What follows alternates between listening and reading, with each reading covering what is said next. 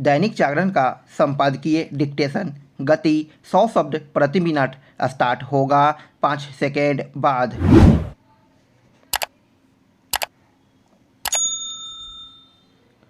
Start.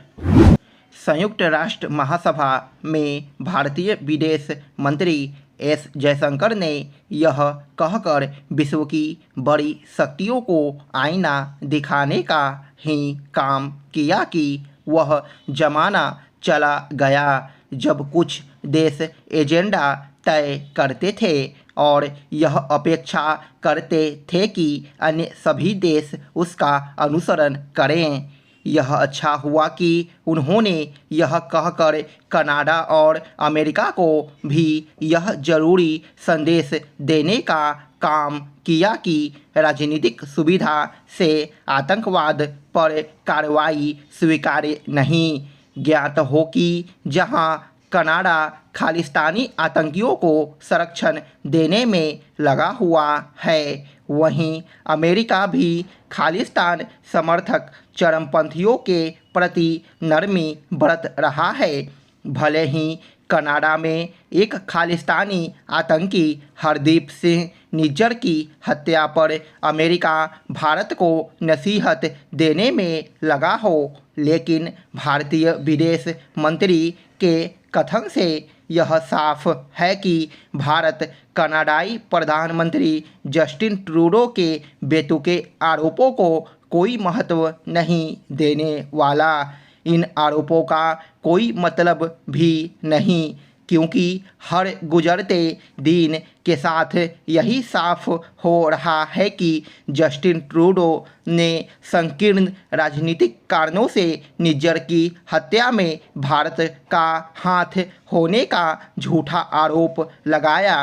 भारतीय विदेश मंत्री ने जिस तरह यह कहा कि अब कुछ देशों का एजेंडा नहीं चलने वाला, उसका अर्थ यही है कि कोई भी देश कम से कम भारत से यह अपेक्षा न रखे कि वह उसके एजेंडे के हिसाब से चलेगा। हाल के समय में भारत ने अपने इस दृष्टिकोण का अंतर्राष्ट्रीय मंचों पर बार बार परिचय भी दिया है। यूक्रेन युद्ध के चलते जब यूरोपीय देश यह चाह रहे थे कि भारत उनकी भाषा बोले, तो भारतीय विदेश मंत्री ने दो टूक कहा था कि यूरोप इस सोच का परित्याग करे कि उसकी समस्या तो विश्व की समस्या है, लेकिन दुनिया की समस्याओं से उसका कोई लेना देना नहीं। यूक्रेन के मामले में भारत ने अमेरिका की भी हाँ में हाँ मिलाने से इनकार किया और उसके इस प्रस्ताव को भी ठुकराया कि वह नाटो प्लस का हिस्सा बन जाए।